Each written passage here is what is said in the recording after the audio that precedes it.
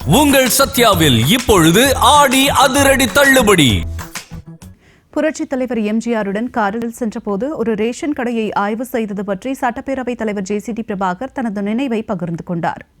Ration கடைகளில் விநியோகிக்கப்படும் அரிசி உள்ளிட்ட உணவுப் பொருட்களின் தரம் குறித்து சட்டப்பேரவையில் விவாதம் நடைபெற்றது. அப்போது பேரவைத் தலைவர் ஜே.சி.டி. பிரபாகர் தனது மனதில் என்றும் நினைத்துக் கொண்டிருக்கும் ஒரு நிகழ்வை இப்போது சொன்னால் பொருத்தமாக இருக்கும் என்று கூறி ஒரு தகவலை பகிர்ந்து கொண்டார். 1984 ஆண்டு பிப்ரவரி 12ஆம் தேதி அப்போதைய முதலமைச்சர் புரட்சித் தலைவர் எம்ஜிஆருடன் காரில் சென்று கொண்டிருந்த போது ஒரு இடத்தில் கூட்டம் அதிகமாக இருந்தது என்றும் இது ரேஷன் கடை வில்லிவாக்கம் தொகுதியில் வருகிறது என்றும் தாம் கூறியதாகவும் தெரிவித்தார். உடனடியாக காரை நிறுத்தச் சொல்லி அங்கு சென்ற புரட்சித் தலைவர் அங்கிருந்த சாதாரண ஸ்டூலில் அமர்ந்து அரிசியை காண்பிக்க கூறி எடை சரிபார்த்து கடையை ஆய்வு செய்ததோடு மக்களிடம் குறைகளையும் கேட்டதாக ஜே.சி.டி. பிரபாகர் கூறினார்.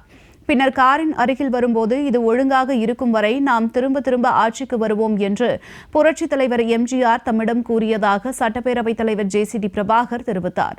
தற்போது இந்த நினைவு தமக்கு வந்ததாகவும் அவர் தெரிவித்துள்ளார். 1984 ஆண்டு பிப்ரவரி திங்கள் 12ஆம் நாள் புரட்சித் தலைவர் எம்ஜிஆர் அவர்களோடு காரில் பயணித்துக் கொண்டிருக்கிறேன். மேற்கு கே நகர் பக்கம் கார் போகிறது. ஒரு இடத்தில் கூட்டம் நிறைய நின்று கொண்டிருந்தார்கள். என்ன என்று கேட்டால், இதுவும் வில்லிவாக்கம் தொகுதியில் தான் வருகிறது, ரேஷன் கடை என்று நான் சொன்னேன். அப்போ காரை நிறுத்துங்கள் என்று சொன்னார். காரை நிறுத்திவிட்டு இறங்கி அந்த ரேஷன் கடைக்கு செல்கிறார். உடன் செல்கிறேன்.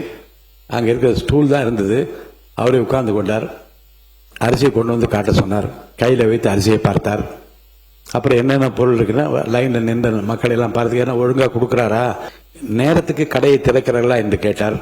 அவங்க எல்லாம் வந்து கடைக்காரருக்கு பக்கமாக ஒழுங்காக திறக்கிறார்கள் என்று சொன்னார். சிரித்து கொண்டே காருக்கு வருகிற போது என் கையை பிடி சொன்னார், இது ஒழுங்காக இருக்கிற வரைக்கும் திரும்ப நாம் ஆட்சிக்கு வருவோம் என்று சொன்னார்.